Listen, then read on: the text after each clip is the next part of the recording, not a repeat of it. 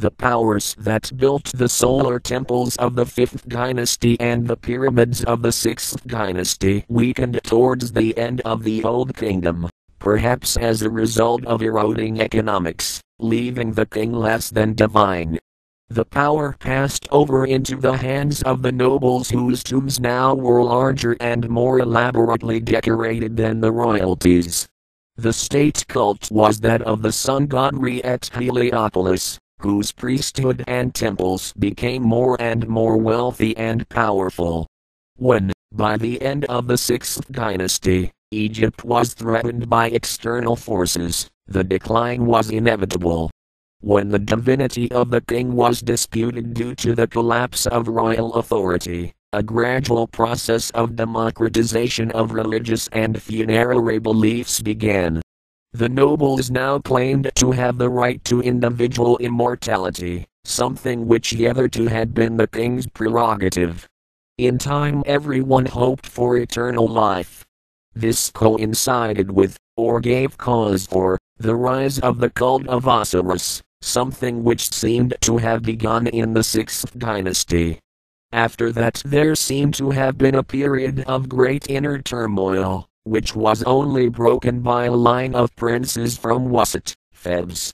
Sources from this period are scant and difficult to interpret, but when Mentuhotep I managed to reunite Egypt again, after a period of weak rulers, the country moved towards a new era.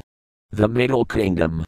During the dynasties 10, 11 and 12, unity and order was slowly reinstated and temples which had been destroyed due to neglect were restored and improved.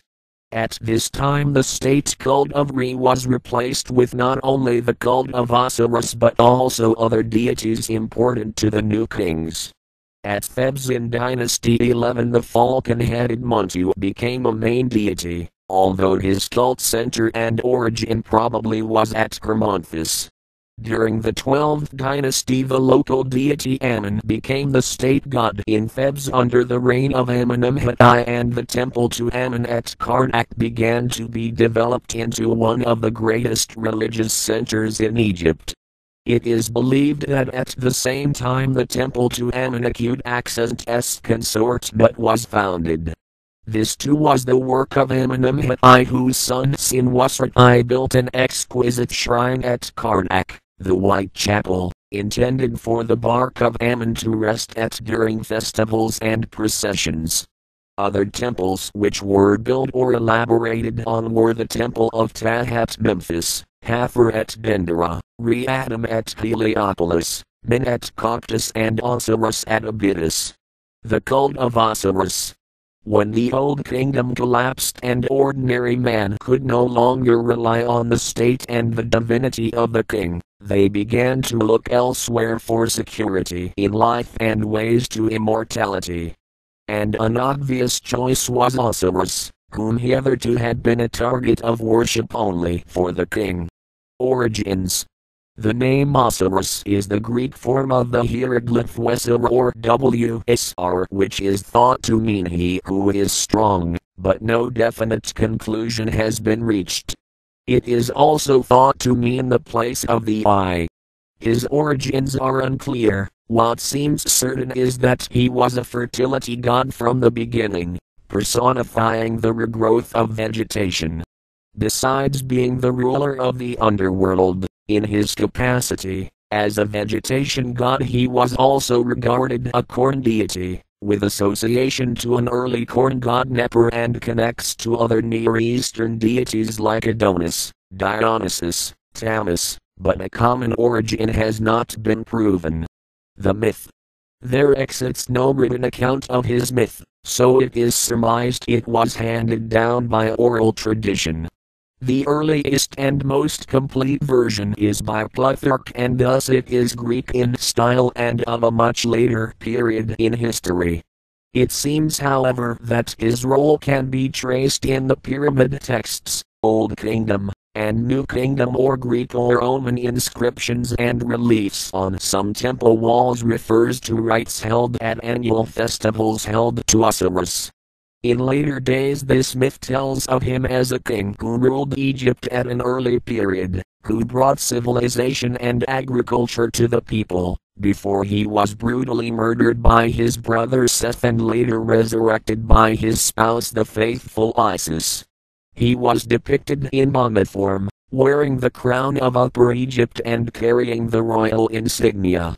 Abydos. From Dynasty 12 onwards the annual mystery plays were enacted by priests at the cult center of Osiris at Abydos. In these were acted out the events in the life and death of Osiris. It was an occasion of great rejoicing, not only for the priests but also for pilgrims who used to travel from many miles around to participate.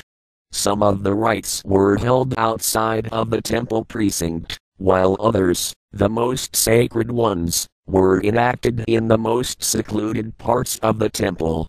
At this point Abydos held a unique position, as a center of pilgrimage.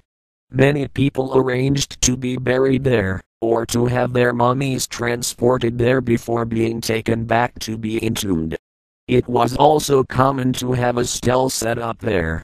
As it was believed that this was the burial place of Osiris, it was desirable to associate oneself with Abydos in some way, to ensure resurrection. But the exact location of the first cult place of Osiris is yet uncertain. Right behind the 19th dynasty temple built by Sethi at Abydos lies a large and unexplained building, which is called the Osirian. This was thought to be the burial place of Osiris. In the temple of Sethi, which was almost certainly built upon some earlier temples, there is a row of chambers set in line with the Osirian. The reliefs on the walls depict the rites which culminate in the raising of the jet pillar, which probably marked the height of the festivities, at which point the god was believed to come to life again. Visit Abydos. Eternity for everyone. What was begun at Abydos during the 11th dynasty, perhaps as a counterweight to the sun cult at Heliopolis, continued and developed into the most important religious center of all of Egypt. By the Ptolemaic times the festivities of the resurrection of Osiris lasted for about 18 days and were held not only at Abydos, but at every other major town in Egypt.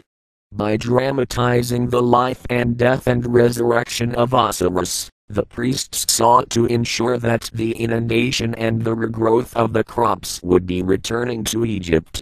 Even if these rites were also closely associated with the coronation and the jubilee of the king, their most important reason for their widespread popularity was their offer of immortality to everyone regardless of social status. To gain access to the realm of Osiris meant having to pass before the tribunal of divine judges in the Hall of Judgment, affirming one's purity by reciting the negative confession. If deemed worthy and innocent of serious crimes, everyone was entitled to enjoy an eternity in the democratic realm of Osiris, tilling and harvesting their allotted piece of land, the field of reeds, and enjoying their former earthly pleasures without pain and suffering.